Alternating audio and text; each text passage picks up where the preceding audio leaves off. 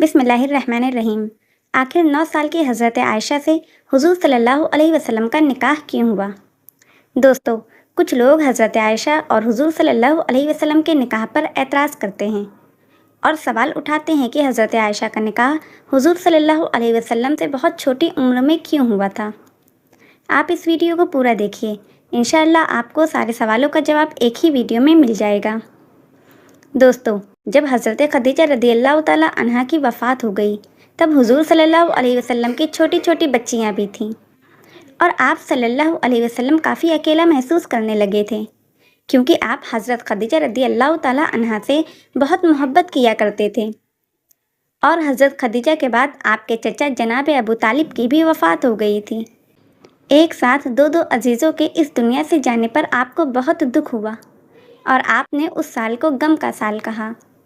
ماں کے بنا آپ کی چھوٹی چھوٹی بچیوں کی پرورش بھی ٹھیک سے نہیں ہو پا رہی تھی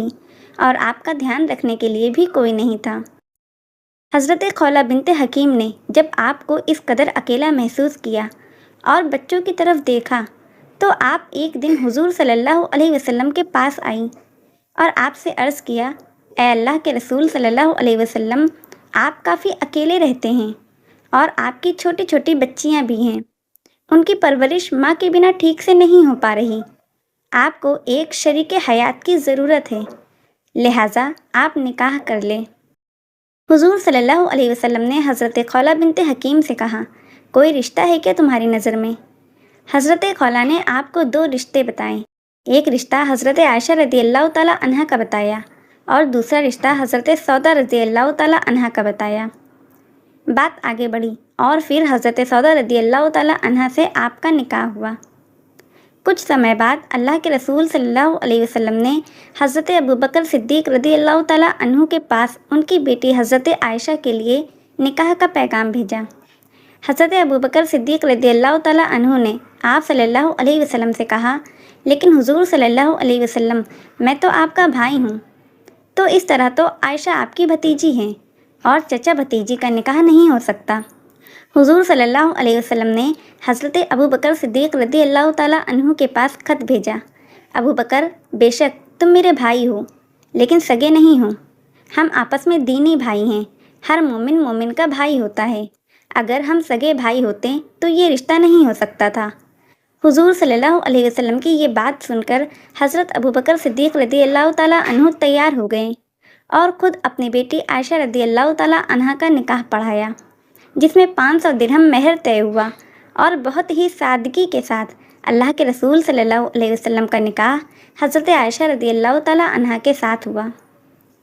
حضرت عائشہ رضی اللہ تعالیٰ عنہا فرماتی ہیں کہ نکاح کے وقت میری عمر بہت کم تھی، لیکن رخصتی کے وقت میں سمجھدار تھی، کیونکہ اس وقت کے ہوا اور موسم کے حساب سے بچیاں بہت کم ہی عمر میں جوان دکھنے لگتی تھیں، تو حضرت عائشہ رضی اللہ تعالیٰ عنہا کی جب وداعی ہوئی تو آپ سمجھدار ہو چکی تھیں۔ اللہ کے رسول صلی اللہ علیہ وسلم کے ساتھ تقریباً 9 سال تک حضرت عائشہ رضی اللہ تعالیٰ عنہا بیوی کی حیثیت سے رہیں۔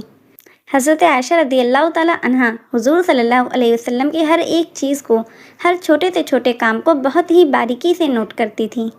حضور صلی اللہ علیہ وسلم کس طرح سے اٹھتے بیٹھتے ہیں، کیسے بات کرتے ہیں، کس طرح سے کھاتے پیتے ہیں، حضور صلی اللہ علیہ وسلم اپنی بیویوں سے کس طرح سے پیش آیا کرتے ہیں، ہر چیز کو حضرت عائشہ رضی اللہ تعالیٰ عنہا دیکھتی اور نوٹ کرتی تھیں۔ حضرت عائشہ کے سامنے حضور صلی اللہ علیہ وسلم پر قرآن اترتا تھا، حضرت عائشہ رضی اللہ تعالیٰ عنہا ان آیتوں کو پڑھتی تھیں، ان کی تفسیر کو سمجھتی تھیں۔ حضور صلی اللہ علیہ وسلم کی جو نجی زندگی تھی، اس میں حضور صلی اللہ علیہ وسلم جو کرتے تھے اس کو امت تک پہنچانے کے لیے حضرت عائشہ صدیقہ رضی اللہ تعالیٰ عنہا کا بہت بڑا رول ہے۔ حضرت عائشہ کے نکاح ہونے کے بعد وہ مکہ میں ہی رہا کرتی تھیں، لیکن جب حضور صلی اللہ علیہ وسلم مدینہ ہجرت کر کے چلے گئے تو نکاح کے 3 سال بعد حضرت عائشہ کو مدینہ بلوا لیا گیا۔ اس وقت آپ کافی سمجھدار ہو چکی تھیں اور آپ کا دماغ بہت تیز تھا۔ حضرت عائشہ بیان کرتی ہیں کہ ایک بار مجھے بہت تیز بخار آ گیا تھا، جس سے میرے بال جھڑ گئے تھے اور کندھے تک ہی صرف اچھے بال بچے تھے۔ میں میری سہیلیوں کے ساتھ باہر جھولا جھول رہی تھی کہ میری ماں رومان مجھ کو پکڑ کر گھر کی طرف لے گئیں اور انہوں نے میرا چہرہ اور میرے بالوں کو صاف کیا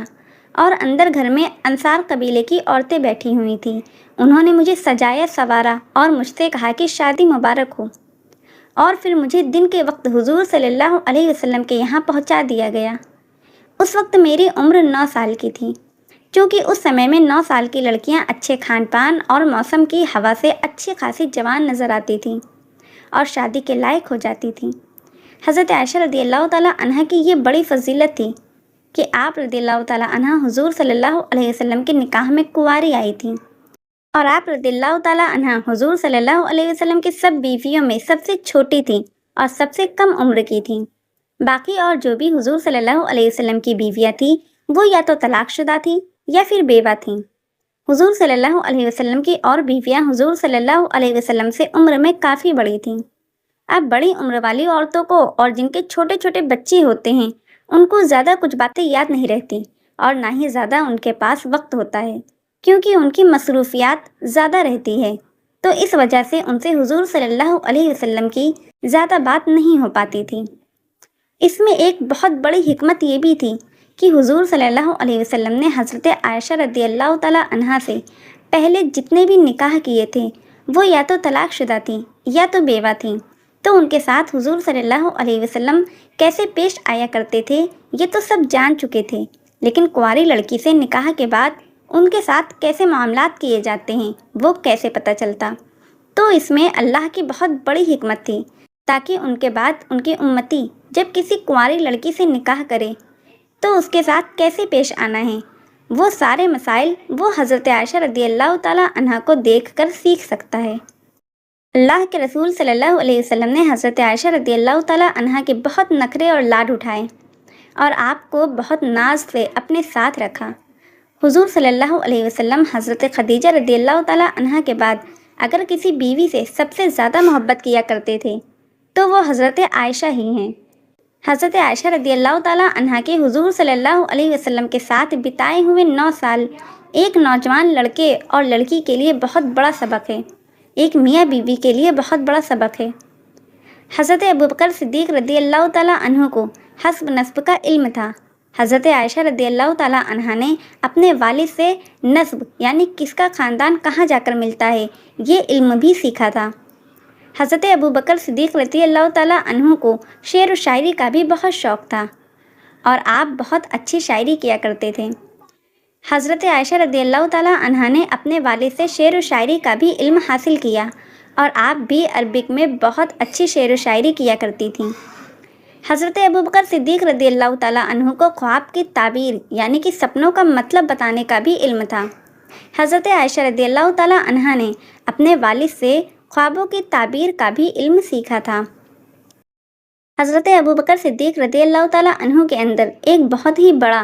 آپ اسے فن کہہ لیجئے، کہ معاملات کو سلجھانے کی بہت بڑی خوبی تھی۔ جب کوئی بڑے سے بڑا مسئلہ الجھ جاتا اور کسی سے اس کا کوئی حل نہ نکلتا تو وہ لوگ حضرت ابوبکر صدیق رضی اللہ تعالیٰ عنہ کے پاس آتے اور حضرت ابوبکر صدیق رضی اللہ تعالیٰ عنہ اپنے دماغ سے اپنے علم سے ان مسئلوں کا چٹکیوں میں حل نکال دیا کرتے تھے۔